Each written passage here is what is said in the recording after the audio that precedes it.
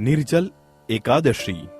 निर्जल एकादशी का वर्णन ब्रह्म वैवर्त पुराण में श्रील व्यासदेव और भीमसेन के संवाद में मिलता है।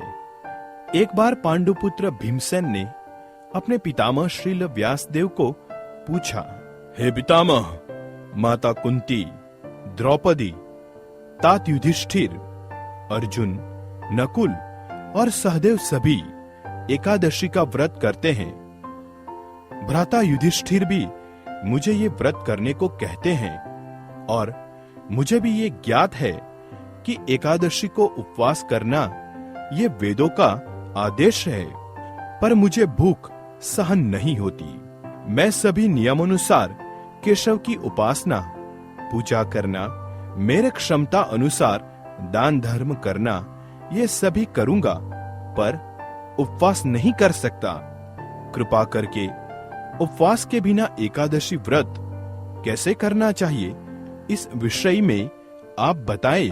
ये सब सुनकर भीमसेन को श्री वेदव्यास जी ने कहा, हे भीम, अगर नरक के स्थान पर स्वर्ग जाता है तो मास के दोनों एकादशी का पालन तुम्हें करना चाहिए, अर्थात दोनों एकादशी को अन्न ग्रहण नहीं करना चाहिए। भीमसेन ने कहा, वर्ष में आने वाली 24 एकादशी को उपवास करना मेरे लिए असंभव है। रात दिन की बात क्या, मैं तो क्षण भर भी भूखा नहीं रह सकता। भूख नाम का उदराग्नि मेरे उदर में नित्य प्रज्वलित रहती है। उसे शांत करने के लिए मुझे बहुत खाना पड़ता है। बहुत हुआ तो वर्ष में एक दिन मैं उपवास कर सकता हूँ। इसलिए आप मुझे योग्य ऐसे एक व्रत के बारे में बताइए जिससे मेरा जीवन मंगलमय बन जाए। श्रील व्यासदेव जी ने कहा, हे राजन, अभी मैंने तुम्हें सभी वैदिक विधियां बताई है, परंतु कलयुग में कोई भी उसका पालन नहीं करेगा। इसलिए बहुत ही ऊंचा और सर्वहितकारक श्रेष्ठ व्रत में तुम्हें बताता हूं। ये व्रत सभी शास्त्रों का, पुराणों का सार है। जो कोई भी शुक्ल और कृष्ण पक्ष में आने वाली एकादशी का पालन करता है, उसे नरक नहीं जाना पड़ता। व्यासदेव जी के कथन पर बलशाली भीमसेन भय से कांपते हुए पूछा, हे पितामह, अब मैं क्या करूं? मास के 2 दिन का उपवास करने में मैं पूर्ण असमर्थ हूं।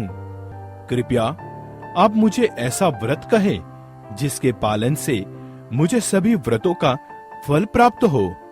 उसके पश्चात श्री वेदव्यास जी ने कहा, ज्येष्ठ मास के शुक्ल पक्ष में जब सूर्य वृष अथवा मिथुन राशि में आता है, उस समय के एकादशी को निर्जल कहते हैं। इस दिन जल भी ग्रहण नहीं करना चाहिए। इस दिन आचमन करते हुए एक राई डूबे इतना ही जल लेकर आचमन करना चाहिए। इससे ज्यादा जल पीने से मद्यपान करने का परिणाम प्राप्त होता है। इस एकादशी में कुछ भी खाना वर्जित है। खाने से व्रत भंग हो जाता है। एकादशी के सूर्योदय से द्वादशी के सूर्योदय तक पानी भी वर्जित है। इस प्रकार व्रत का पालन करने से वर्ष की सभी एकादशी का फल इस एक व्रत से होता है। द्वादशी की सुबह ब्राह्मणों को जल और स्वर्ण दान करके व्रत करने वाले को आनंद से ब्राह्मण के साथ ही भोजन ग्रहण करना चाहिए। हे भीमसेन, इस एकादशी व्रत से प्राप्त होने वाले पुण्य के बारे में सुनिए। केवल एक एकादशी के पालन से ही वर्ष की सभी एकादशी व्रत पालन करने का पुण्य प्राप्त होता है। शंख, चक्र, गदा और पद्म धारण करने वाले भगवान विष्णु ने बताया था, जो कोई भी अन्य धर्मों का त्याग करके मेरी शरण आता है और निर्जल एकादशी का पालन करता है, वो मुझे बहुत प्रिय है और वो निश्चय ही सभी पापों से मुक्ति पाता है। स्मार्त विधि नियमों का पालन करने से कोई भी कलयुग में उच्च ध्येय नहीं प्राप्त कर सकता, क्योंकि कलयुग के अनेक दोषों से वे सभी विधि नियम भी प्रदूषित होंगे। हे वायुपुत्र, किसी भी एकादशी में अन्न खाना त्याज्य है। साथ ही निर्जल एकादशी में पानी पीना भी वर्जित है। इस व्रत के पालन से सभी तीर्थ स्थान की यात्रा का फल मिलता है और मृत्यु के समय भयानक यमदूतों के स्थान पर सुंदर विष्णु दूत उस व्यक्ति को वैकुंठ ले जाएंगे। इस एकादशी का पालन करके जो कोई भी गोदान करता है वो अपने सभी पाप कर्मों से मुक्त होता है। जब अन्य पांडु पुत्रों ने इस एकादशी के बारे में सुना तो इस व्रत का पालन करने का निश्चय किया।